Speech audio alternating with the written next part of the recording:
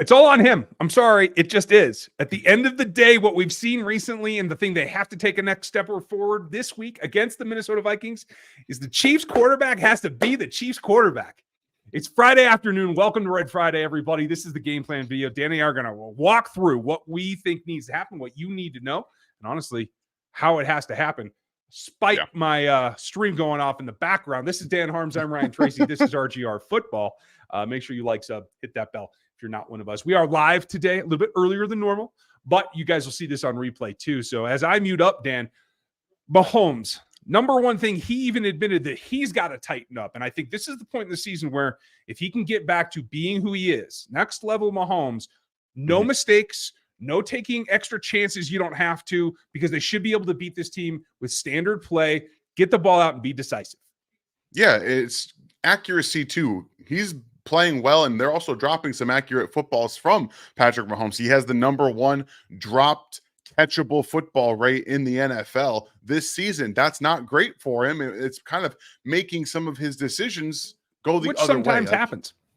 Yeah, I drop plays from time to time, and obviously connections drop as well. So, is that not working? I think this is what comes in handy, that you got to have a group, right? And we've been talking all season about this group that they have.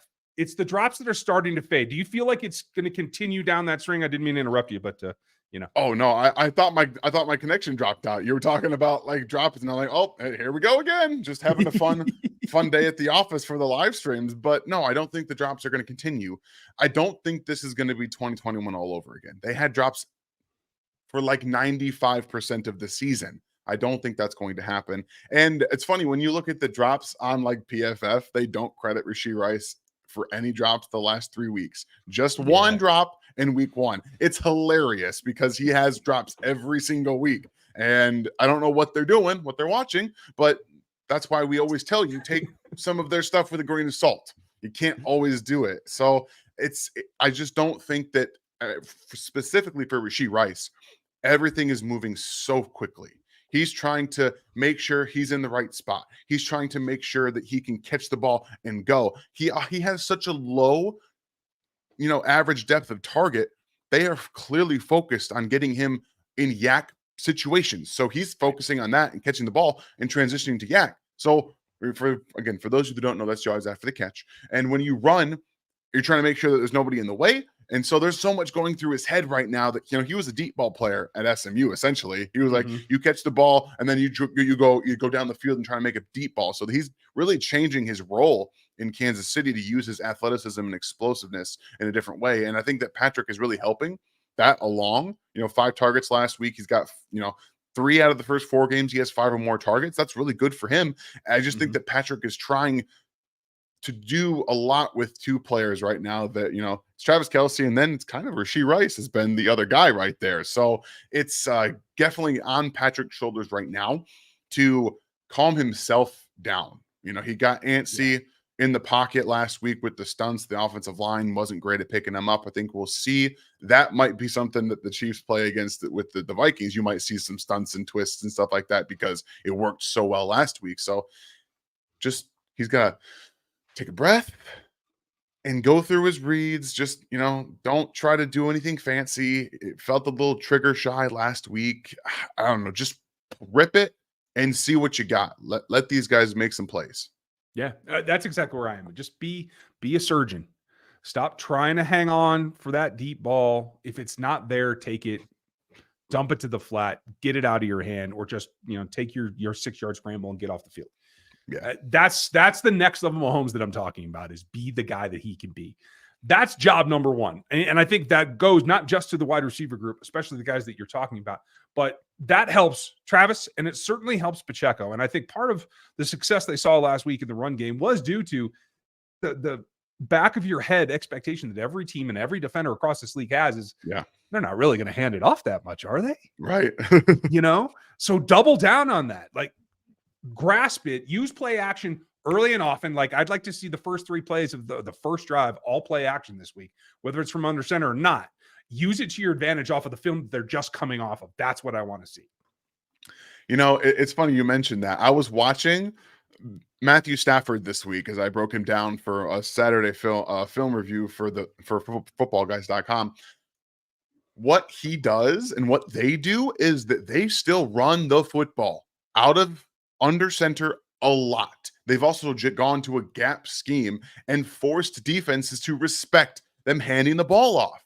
You have to respect that they're going to do that. You can't just sit back there. And if they're going to sit back there, the teams have to take advantage of that. So the Rams right now are looking to do that. The Chiefs last week, at least for 1 week, have shown, okay, if they want to sit back, we have to now take advantage of it. Defenses, if you watched that game, we all watched it. Like if you watched the corners and the secondary members, they were playing a ton of cover 4 and off man coverage or man coverage where they're like, go ahead, run the football. Basically daring the Chiefs to run the football because at some point they just figure that they're going to end up throwing it or they're just not going to check the ball down. And guess what that turned into?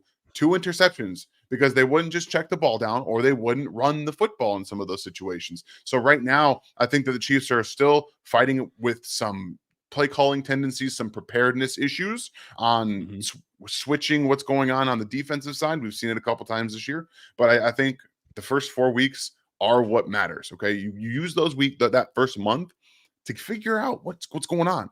Last year, the Chiefs wide receivers had the exact same output almost as they did this year. It's funny how that works. So I think we'll be seeing a little bit of a different approach. I do think that they're going to go back to trying to run the ball a little bit more. Isaiah Pacheco is giving the team just a ton of energy. And I think that that's something that everybody should be feeding off of and wanting to get more of. And I think it's going to help the whole thing around moving the ball consistently, giving the new guys that feel of what this offense is going to be when it does come back together, right? Like this feels like it's still, you've got all your mise en place out and you got to put it into the whole dish, right? You got each individual ingredient ready, but you got to pull it all together. It's got to sit in that pot for like 6 hours and stew down. For those of you that don't know, mise en place is getting everything prepared. It's getting ready. Sorry. So this is perfect because I was going to do a little thing where, hey, this is the other stuff you guys are missing this week. We have an Eagles piece over on NFL 33. Billy Rossetti's doing a great job helping us out over there. Dan, you've got your fantasy content. Tell them where it is. It's at footballguys.com and Football Guys YouTube page, which just passed over 25,000 subs, just like this channel. So having a blast doing all the film stuff. Very nice. I have my GABF content up on RGR Craft right now. So if you're a beer guy, that's cool, but we're expanding craft. We're going to get into whiskey, wine, and food. And that's why when we drop stupid stuff like mise en place, and I forgot to explain what that is, thank you, Daniel. So we're going to be doing other content from time to time that I think you guys are really going to dig, and we appreciate you guys checking out. But that's kind of the week in review here outside of this channel.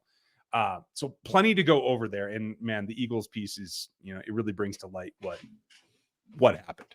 Greg, we thank you for your support. So much, and we thank you for being here on an early day of 3 o'clock on a Friday. So cheers. And we very much hope that you continue to know us because I hope that it's helpful. I know you've been around for a very long time. You're one of our members and we very much appreciate you. So thank you. Absolutely. That said, yes, Night Bomb from the legend. We appreciate it. But what doesn't go unnoticed is that it does take the team. And so there are goals that you have to meet every week. And clearly the one on the defensive side of the ball for me is probably what every other defensive coordinator across the league is thinking as well. We have to do something to slow down Justin Jefferson. That can be done. It does take a dedicated effort. In my opinion, that has to come in 2 pieces. One, you have to give him a mixed coverage look. You have to be able to come down, especially if they put him in the slot. You got to be able to look like you're going man and drop into a mixed zone. A man match zone is what I would be employing this week. So you give a look. You can confuse Kirk Cousins. I am convinced of that. I don't think he's the most elite at coming off of his initial read once the ball is snapped. So that's what I'm looking to do. And then secondly, I think when you're going to go man, you got to bracket him. Give him as much physicality as you can up front. All the Chiefs corners can do that, but particularly McDuffie. And when Shamari Connor's in there, I think you can get away with that quite a bit, especially in the slot.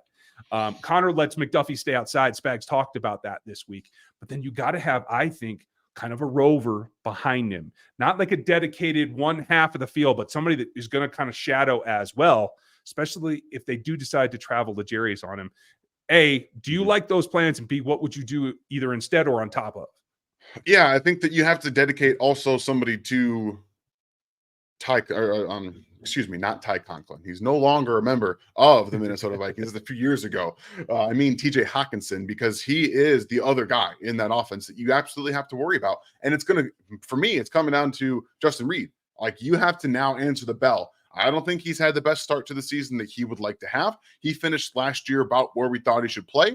And right now, this is going to be his toughest test of the season because, yeah, Sam Laporta is a good route runner. He's not very physical, but you're not really dedicating a ton of assets to a rookie.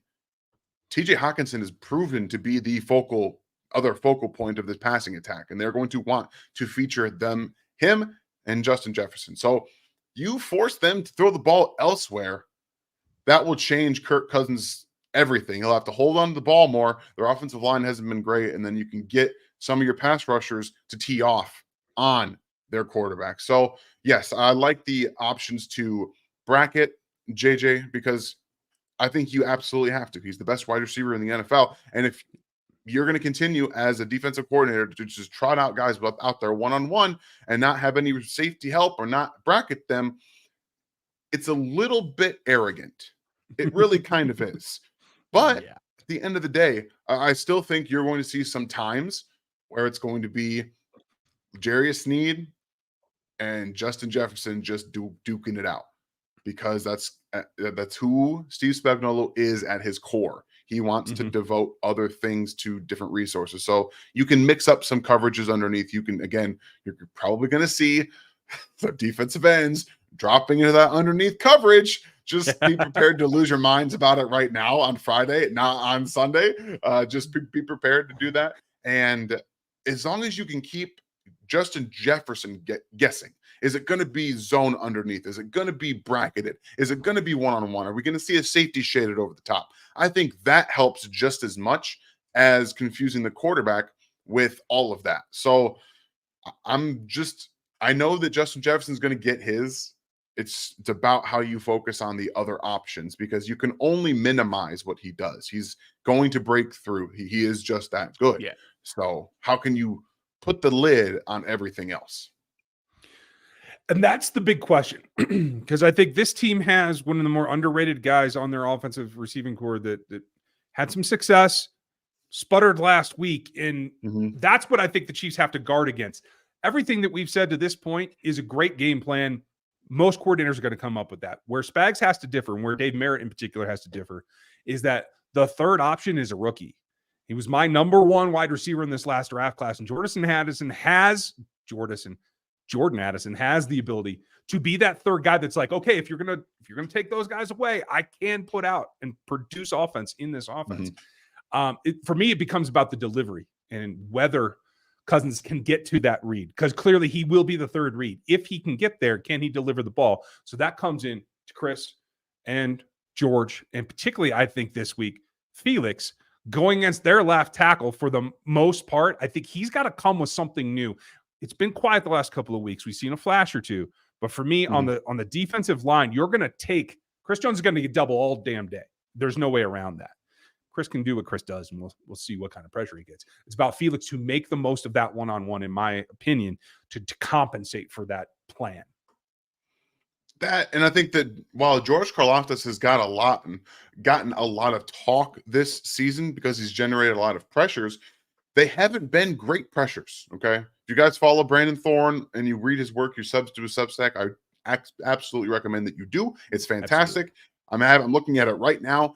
He has the lowest quality pressure rate among all of the top 10 leaders in pressures. He does, because again, we're seeing that the speed needs to get there. The fact that he's getting more is great. Like, that's just he's winning more through his rep, and that's still great progress. And we're seeing them get there, which also tells you that quarterbacks are having to hold on to the football a little bit longer this year than they've had to in the past, which is hats off to the DBs and the safeties in the back. So it's down to George Karlaftis, and it's down to Mike Dana, and it's down to Felix to have a good week against an offensive line that is not great. And Kirk Cousins, who is a statue, he's not getting out, not making plays off script. So if you can continue to do as the defense has done force those quarterbacks to hold the ball a little bit longer.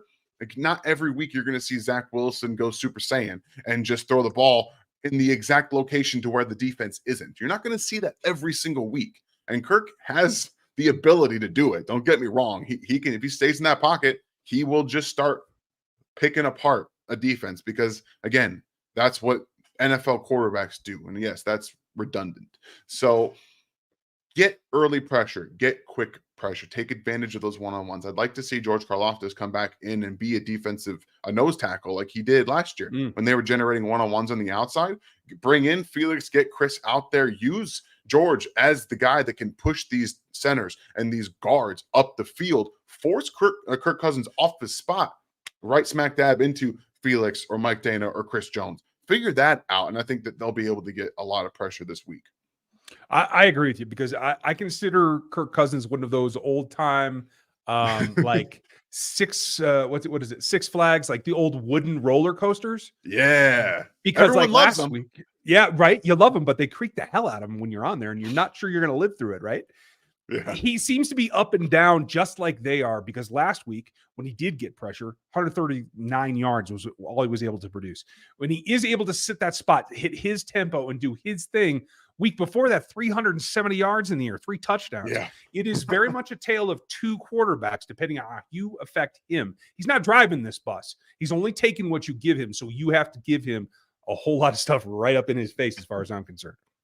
Yeah, I want to see different coverages. We saw the defense last week in the early parts kind of mix things up and play with a lot of different stuff. And then in the second half, I didn't see a ton of movements. And This is what's working. What? Okay. So they figure it out. And again, Zach Wilson could get out of the pocket. Kirk Cousins is not going to do that. He's not going to do it. It's got to be the biggest focal point this week. They have good playmakers. They do. If you can affect the one giving them the football, that's how you win this football game, because the defense, you're going to get the best shot. You are going to get Brian Flores' best shot this week. I promise you right now, they are going to see some things that they have not seen all year. Be prepared for it and figure they're going to have to probably have a couple of drives early on. It might not look great.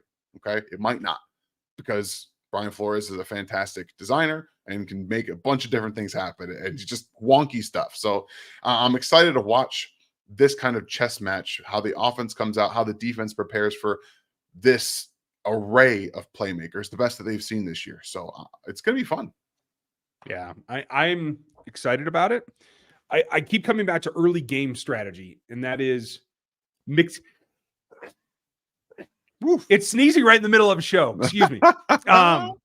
That's what happens. For me, it's mixing it up, and it comes back to the number one run defender on their front is Harrison Phillips, and he's a guy that I think is probably a little bit more maligned than he should be because he's really solid against the run. Thank you, Night Hunter. I appreciate it. And sorry to be in your ears there. But here's what it comes down to. The things that the Chiefs did well last week, they ran between the tackles, right? I don't think that's the recipe for this week. I think you have to go back to some of the other things they did well. They ran pitch very, very well and did it in a couple of different ways to keep that variety coming. They have to go back to the old staple. You guys, Dan and I are a constant loop about this. Run counter, run counter, run counter. It will work.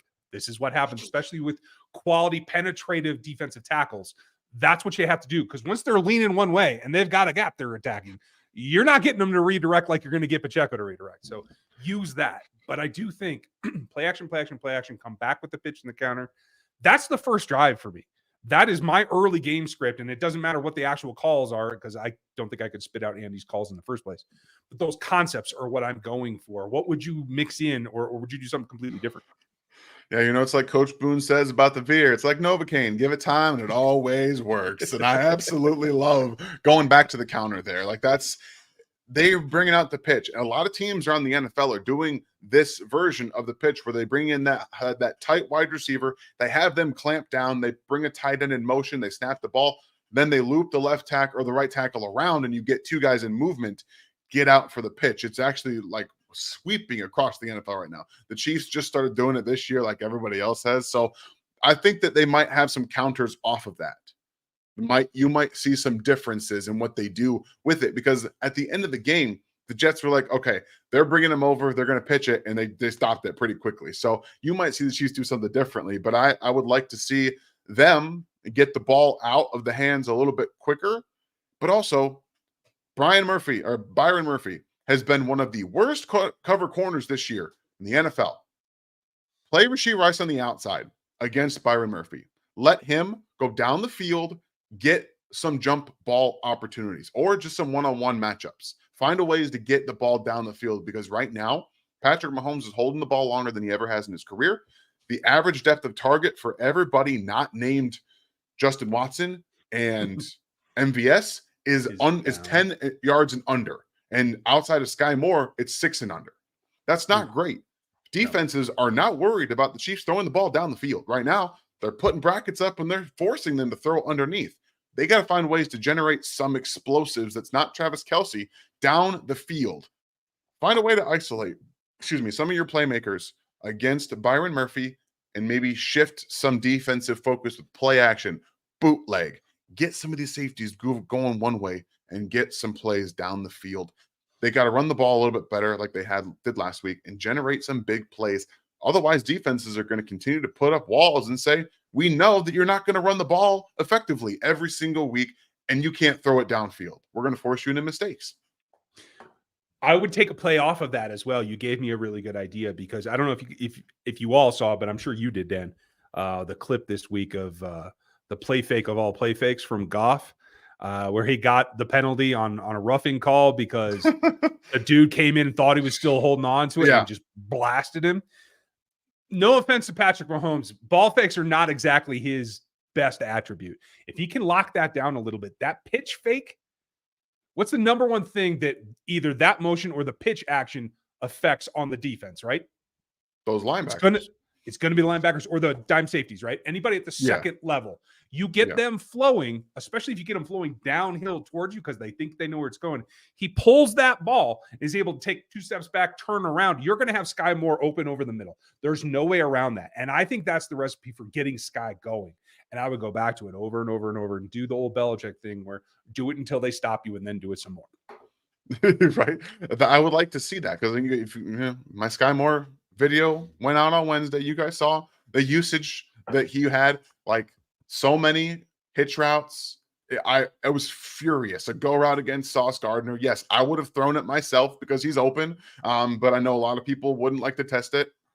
I'm just saying, if there's no safety there, I'm throwing the ball. I'm sorry. And that's one thing that we have not seen out of Patrick Mahomes this year is that if you get a one side of the field that's a go route, it doesn't matter who the corner is. If there's no safety over top, you got to step on them, take the shot. You have to force defenses to think that you will still take advantage of that, or they're going to bring guys underneath. If you're not going to throw the ball down the field on one-on-one situations, they're going to bring safeties underneath and say, well, we know you're not going to throw it.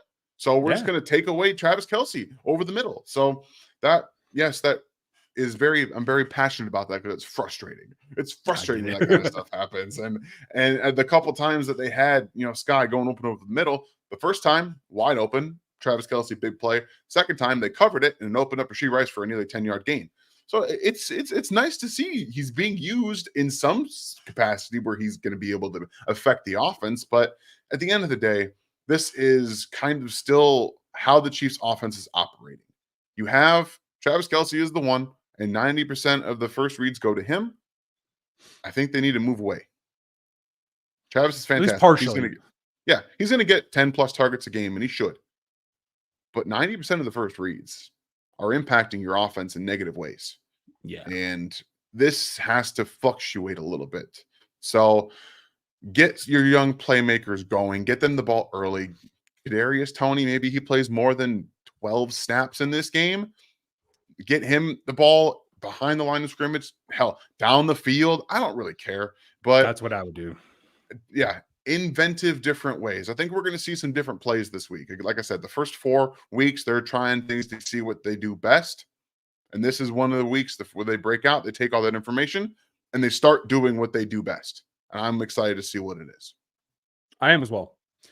Folks, we're going to take a couple of questions before we give you our predictions because that's always a lot of fun. So, again, thank you earlier to Greg for his super chat. Every super chat gets an Thank you answer so a day, much. so go ahead and throw them in there if you're gonna, and we will get after it. Greg, appreciate you. Harry's got a question though. Will Tony be unleashed? Exactly what we were just getting to. Yeah. Perfect segue, Dan, by the way. Because he just gets open, especially if we face man. And you got to think that they've played a lot of zone in Minnesota, and it hasn't worked out very well. So, like, what is the opportunity, especially if people aren't scared of the Chiefs wide receiver core? You could see more man. And I think that does play into letting Tony be who he is and trying to get him a ball. I, again, would be in that intermediate area. Like, I'm having him run over the middle. I'm having him run those overs from the slot, to tell you the truth, where he can get the ball at 8 yards behind the linebacker and have room to maneuver. That's what I'm trying to do for him. What do you think about him? I don't really understand what happened to the game plan with Kadarius Tony. The first week, he was open 10 plus times, I think. Travis Kelce comes back and the usage for him disappears. You could, I'm not trying to sound condescending. You can use Kadarius Tony the same way you used him in week 1 with Travis Kelce on the field. Okay. I promise it's possible. He's still that same player. And I understand that the focus for this team is later in the season. If you don't get these kinks out now, you're going to have to get the kinks out later in the season. You want to do that going into the playoffs? I know personally, I don't want to see that. I want to see the offense functioning at a high level. I think they do too. They all want to get what happened to the Bears. They want that kind of offensive performance as well. So I do think that right now, using Kadarius in the same way that he was used, get him a couple shots downfield, like nothing crazy, not like 7 a game, but 1 or 2, and then intermediate, like you said, crossing routes. Use his short area burst and acceleration in your advantage, not just after the catch behind the line of scrimmage. I understand they're trying to save him. At some point, you kind of maybe have to understand that he's going to get hurt no matter what you do. So use him in the same way. Hopefully, it works out, because that catch last week against the Jets where he took one on the back, but he got his body out of the way. Maybe he's learning a little bit. He got ready for that hit. Like I was impressed by the way he was able to get out of that one. So using Kadarius in a lot of different ways can also bring defensive gravity to him. That's one of the things. There's tons of defensive gravity on Travis Kelce. Yeah. Get somebody else out there that can take some of that away as well. You got to figure that out. I'm with you there. And honestly, you have a very good point. It's use it before you lose it with him, because you're right. Eventually he's going to get hurt again no matter what. So might as well take full advantage of it now. Thanks, Harry. Good question. Appreciate it, Harry. Thank you, Maestro. It would be awesome to see receivers go crazy, especially Sky Moore. And we agree with you. It's how do you get it done? And I think, unfortunately, it's the Reed situation. Like you said, Travis is number 1 on the overwhelming volume of pass plays. So cut that down. Go somewhere else first. Do the simple things. This team doesn't run enough slants. It's just the fact. They'll run drags at times and they go crazy with it. They don't run enough slants. They don't run enough screens. And that's just the fact. And I mean traditional screens to the backs, because that pulls linebackers up too. It triggers them. So the next time you come back and you're running that 8-yard drag, you actually get it. And I think it all plays in together. Think of it as drives rather than plays. And I think you guys will start to see a little bit more of, hey, they can expand a lot of what they're doing. Mm-hmm. Yeah, I'm with you there. It makes a lot of sense. I think everyone wants to see the wide receivers go crazy. Like that's just what we all want to see. And we're all very off on our predictions for the wide receivers so far. Like, MVS was supposed to lead them in receiving yards. He's not doing that. It's Rashee Rice that is currently, actually, no, is it Rashee or is it Watson, I think.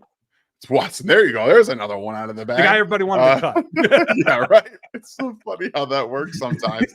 And then, he just plays every single week. And I want to see functionality from the wide receivers. I want to see a game where the ball comes out a little quicker for Patrick, because that's how you generate, everyone getting open. They're getting open. And Patrick stopped holding the ball for nearly 3 seconds.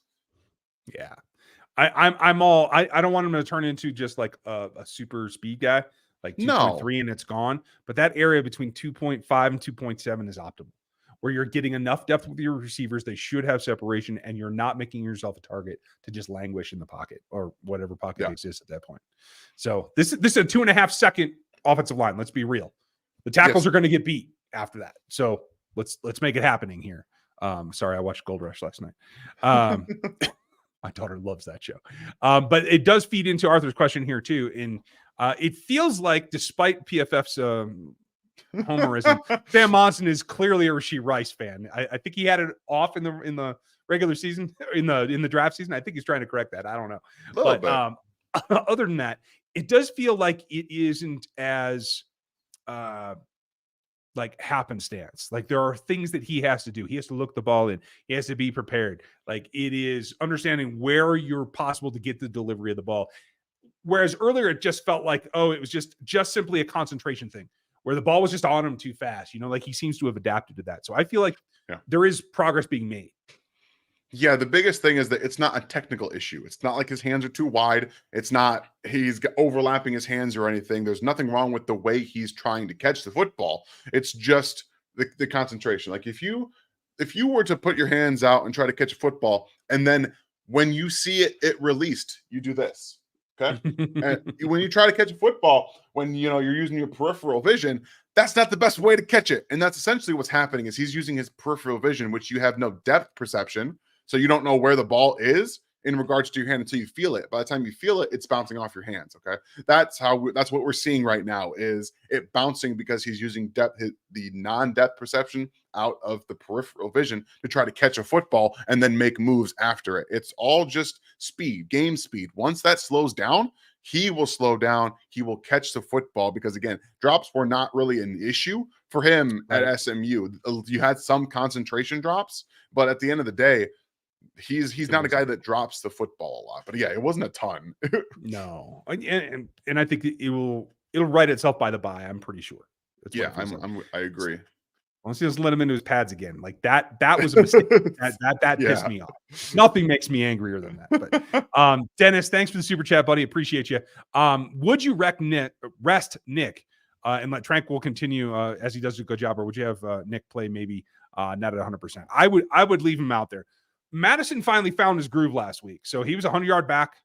And I think he has that in him. They obviously have a second guy in Cam Akers that they haven't really done a lot with yet. I think he got 6 touches last week. If they chose and they felt that it was an injured Nick Bolton out there, they might choose to try and two-headed monster that and just run right at him over and over and over. So I would rather, Dennis, I would rest him, and I would let Tranquil play and let Nick be 100% when he's back on the field, and not until then. And just take your lumps in the run game, knowing that Tranquil's quicker to the ball in some cases, and certainly he can correct mistakes if he does misread or he takes a key the wrong direction. And that, to me, is survivable enough if they continue to swarm like they have been. What would you do? This here is a run out the clock situation. Running out the clock, meaning until Nick Bolton gets healthy. You do not play him until he's ready to go. So you will sit him down, let the defense do what they've done, honestly, which is still play very good football, and just let them figure it out. They're much better up front against the run. Leo Chanel this year has been impressive, not just improving. He's been an impressive player everywhere. He's a good run defender. He actually looked pretty good in coverage. Granted, ball skills not there for him, but he's not a coverage linebacker. But he was there step for step with Conklin down the field. He was in position. So all around, he's gotten better. So I would just let it ride until Nick Bolton's healthy. I'm totally with you. I like it. Vander Shadows is how I want to say that when that comes up. Thanks, buddy. Great job, Jared. Thank you. I listen to you guys at work, and it gets me pumped for the game. I'm glad. Let's go. Yeah, thank you. Very much appreciate it. Thanks for the shout out. Thank you. Cole, how are you doing, buddy? Do you guys think McKinnon will be used more this week, in particular in the receiving game? I hope not. I'm going to say no, and I'll tell you why. His name is Ivan Pace Jr. The guy is an incredibly fast sideline player up and down the field. He's a human wrecking ball. I compared him to John Wick coming out because he is just a ridiculous player, and he was undrafted. He is currently 3rd, take it for what you will, on the Minnesota defense in his PFF grade this year. He's their best linebacker.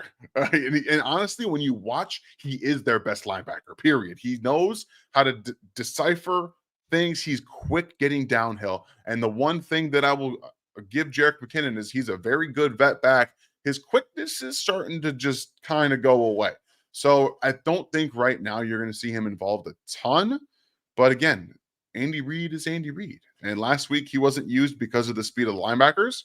I think that guy is one that you may want to get away from, but at the end of the day, the rest of them don't have that speed. So Yeah. I personally would avoid it just because if Minnesota is able to hang in, they're a team that'll hit you a little bit more. And it's the grind on his body that I want to avoid. yeah. If this was a patty cake team that is more finesse than physical, then I would probably say let it go. But I just worry because in the end, you want Jet in January. That is his month.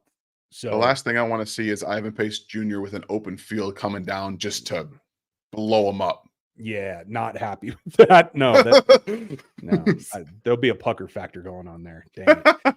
Great question, Cole. And Austin, why aren't we using CH as a wide receiver? Like where CH is in the Z or the slot? It's a good question. He's proven he can do it. He doesn't look as explosive as he did as a rookie. I'll just say that. And honestly, when you have they still have 7 on the roster. No, they have 6 on the roster. They have 6 now. Oh, no, they have 7 with Montrell. Oh, right. They brought him. Yeah. So, I mean, just feeding the wide receivers is difficult enough. So, yeah, I don't know. I personally would like to see CH spell Pacheco a little bit more because I do think the CH is running harder in this contract year than we've seen him in the last couple seasons. As long as they stop running him outside. I understand why they have to. I'm just so tired of it. And it's not his fault. He's just not a guy you want running outside the tackle box because we saw it. Like he was trying to let his offensive line get up there, and at the same time, he's almost sprinting. Like he's trying to get out there too, but he can't. I think that with the way that their offensive line is working right now, he's probably best used as what they've been using him in. Just take a little bit off of the outside zone stuff. Just please stop using it. Or if you want to run it with him, run it from under center or pistol. Just take away shotgun. It's destroying any chance he has of being able to see a cutback lane. So they used pistol last week, which was fun. It was cool. I want to see them use a little bit more pistol because that can kind of bridge that gap specifically for CEH. Did he get a pitch? He did. I didn't think he did. He did? Okay. I don't remember if it was an exact pitch, but I remember him running to the left with guys in front of him. I think it was a pitch. I got to go look at that because I would continue that because if you want him outside. I know we got one 2 weeks ago. Okay. I got to go look at the result of that. I thought that one went for a loss, but okay. I don't remember. Either way, I'll be honest. Let's avoid the lost plays. That will help. Please. Do you want to go first or wrap it up? I mean, let's get into it, right? This is a bounce back week of sorts. I know the Chiefs won, but it doesn't feel like it, does it? Like they have to. Patrick's talking about having to play better. People are talking about Zach Wilson outplaying Patrick Mahomes. There's a lot of talk this week about, well, the Chiefs, yeah, they're 3-1, but do you feel good about it? Does anyone feel good about it? Do you think the team feels good about it? I don't know. All I know is that last week, the Minnesota Vikings barely just eked out a victory over the Carolina Panthers, and Kirk Cousins threw the ball 19 times. I mean, they didn't have to throw the ball. They couldn't anyway, but there's that. I'm at a point right now where the final thoughts about this game is they need to put a number up on the Minnesota Vikings. One, kind of settle themselves down. I think that, Travis Kelce talked on his podcast this week. It's frustrating. They're frustrated about not getting off on the foot that they want to get off on. And yeah, they started the game out hot against the Jets, and that fizzled. It was gone by the second quarter, and they didn't play the rest of the game very well. So they're thinking the same thing I think all of us are thinking, is that they want to come out fast against a defense that hasn't been good. They know they're going to get their best shot from the Minnesota Vikings defense. I believe they're going to be very fired up for this game, much like the Jets were. You can't take that for granted in the NFL. And you can't roll over against teams in the NFL either. So at the end of the day, my most important player for this football game, outside of Patrick Mahomes, okay, because we can't just do that. I'm going to go 180. I'm going to say George Karlaftis, okay? George Karlaftis has to tick the speed up just a little bit. He's getting those work pressures, those working man pressures. He's doing a good job of racking those up. And we're seeing him slide off of sacks 2 weeks in a row now. He's not been able to close on some of these sacks. This week against Kirk Cousins, not Justin Fields, not Zach Wilson, Kirk Cousins. Yes, you will be able to get home. He is not flinging you off his shoulder pads. He's not ducking out and making you do he's not doing the Eli Manning, okay? He's not doing it. George Karlaftis this week, put a number. Give us 2 sacks. Give us 2. I like it. I like it a lot. I too am going to go with the defense, but I do just want to point this out. Last week against the Minnesota defense, you had a 68-year-old receiver in Adam Thielen go off and be the leading receiver for the Carolina Panthers. Sorry, Adam. I love you, buddy. I love you, buddy. Right? Come on. Let's be real. So, I mean, if Adam Thielen can go off for 75 yards, and who plays like him the most? Like Justin Watson, the leading receiver in yardage on this team, who actually has speed, playing a lot like him, to tell you the truth. That opens everything else up. So if you give them a look like they saw last week, maybe they're a little traumatized by it. I don't know. They probably should be. We'll find out. I do think that it lets everybody get on a roll. And so I see this team getting to that point. They break 30. I haven't put up 34 on this team. I don't think that that's going to be a huge issue. Will they have a couple of missteps? Will they have to punt? Yeah. Will there be a turnover of some kind? I think the Chiefs will cough one up this week. I think it probably isn't from Mahomes, but something's going to happen, right? The question is then, what do you do in the reverse? And so the most important guy for me is going to be Trent McDuffie. People seem to think that he's not playing well, and I'm not sure why that is, because he gave up a singular deep pass last week. But he's the guy that will start out on the outside and is likely to see Justin Jefferson. If Chamari Connor can be inside and help him with that, I think that's the way they start the ballgame. Chamari's been out there on the first drive of the last couple of weeks, and I think they'll continue that so they can have that diversity, right? But when they go away from that, or when that changes, it will be McDuffie coming back inside, most likely on Jordan Addison. So you're going to take care of your 2 big targets like we talked at the top of the show. It's limiting that and being the most versatile guy out there. And at this point, Trent McDuffie is more versatile than L'Jarius Sneed is.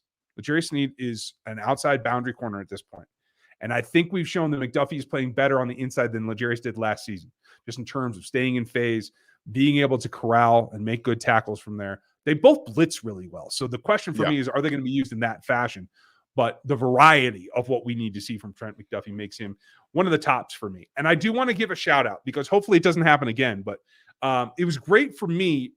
My play of the week last week in the post game, if you guys remember, was that open field tackle that Brian Cook made. Yeah. And everybody kind of let that go. And I got a lot of feedback on Twitter that, that wasn't that impressive, whatever. Well, the players are talking about it. And having a guy that can be that last line of defense and understand his role allows you to be more aggressive underneath with everyone else. And so I don't want to forget just how valuable that is for a guy that can make that open field tackle. Maybe he doesn't jump the ball like Juan Thornhill did, who everybody wants to compare him to, but he's not going to let that guy get past him in the end. And that's what I think is going to allow this defense to come on. I think they hold Minnesota underneath 21, 17-20. I don't really care. It's going to be 34-20 is my guess. Yeah, I think that's all good. And, Brian Cook, for everything, all the frustration that, guys, if you listened last week after the game that I said about him, he's a frustrating player to watch. That tackle is not one that any of us would want to make, not even a little bit. And guess what? As the last line of defense, you sign yourself up. If this guy breaks away, I got to figure out a way to get it done. The grip strength to bring down Breece Hall is not a thing that I can measure myself. Like, it's not easy. He didn't allow him to break that tackle. So that was honestly probably a game saving. I don't know if the Chiefs go down and score a touchdown. I don't know that. It might have been a game saving. Maybe it been a game saving tackle. Again, the way that they played, there's no confidence that I had that they would go down and score a touchdown on that drive. I don't believe that right now based on the way they played. Now, score wise, again, I believe they have to put up a number. They have to put up a number. I think it's going to be 31. I think that they'll get there. I'm not sure this defense is as bad as the Bears defense. I know it's not great, But the Bears defense, I mean, Sam Howell aside last night, has been pretty bad considering. And I think the Minnesota Vikings, one, they're going to be up for this game too. They're going to make some plays. Danielle Hunter is a guy they got to keep their eyes on.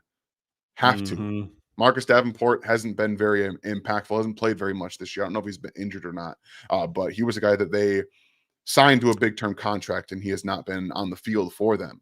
So I think he put up 5 pressures last week, though. It might have been his. He's only played 2 games this year. Yeah, so he's being a designated pass rusher. So he's also somebody right now looks like he's ramping up, getting ready to be full strength for this game. So you got to keep your eyes on the edges. But again, the Chiefs can still win this game. They should win it relatively easily. 31-17.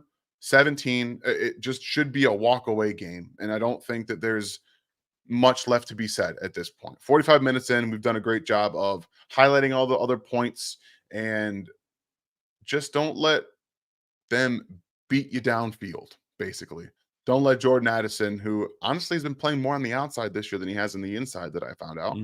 Don't let him loose. Don't forget about him. He's got some speed too. So keep the top on. Justin Jefferson's going to get his. We know that. How can you get everybody else? That's the main focus this week against defense. I think they're up to the challenge. I like it. We want to know what you think, though. What are your keys, and what do you think this outcome is? I already saw one game prediction in the chat, so keep that up. And if you're watching on replay, like most of you will be, given we went a little bit early today, put your comments down below with your game prediction for score and who you think is going to go off. Who's the guy to watch? That's what we want to know. If you want in on all the side stuff, looks like the link to my game notes from last week didn't go up correctly, so I'm going to try to put that back up this afternoon so you guys can see that. You get that. You get the Discord. You get the behind-the-scenes videos, all the stuff that I can't say out loud because I won't let myself, even though Dan probably will. You can get all that by joining the memberships underneath Jan. Hit join at the rookie level and connect your Discord account. You get in that as well. So I'm looking forward to this game. I hope that you guys are. You're going to see some shorts over the weekend of things to watch, things that stood out. So keep an eye peeled for that. Any last thoughts, Dan?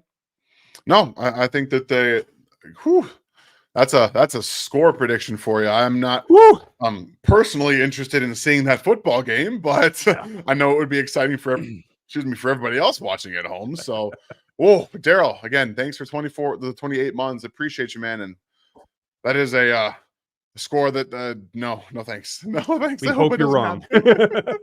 You've been pretty good lately, though, so we're gonna go with it from what I've seen anyway. Okay, so everyone put your comments and predictions in the chat here afterwards in the comments. We appreciate your time. Enjoy the rest of Red Friday and your weekend. Games to watch. There's a couple of college games. I've got the piece coming out on the pass rushers that you want to see, just so you know who's coming next, because it's not all left tackles the Chiefs will be looking at, but cover that another day. Thank you for your time, Dan. Thanks for the time out, and say hi to Miss Avery for me. Will do, y'all. Kadarius Tony touchdown this week. It's gonna happen. Oh, okay. All right. Slide that one in there. Maybe I'll just do this. I'll do it every week until it happens. FAU gets home and gets a sack. Okay. There we go. All right. Loving it. Have a good one, all. We'll catch you next time.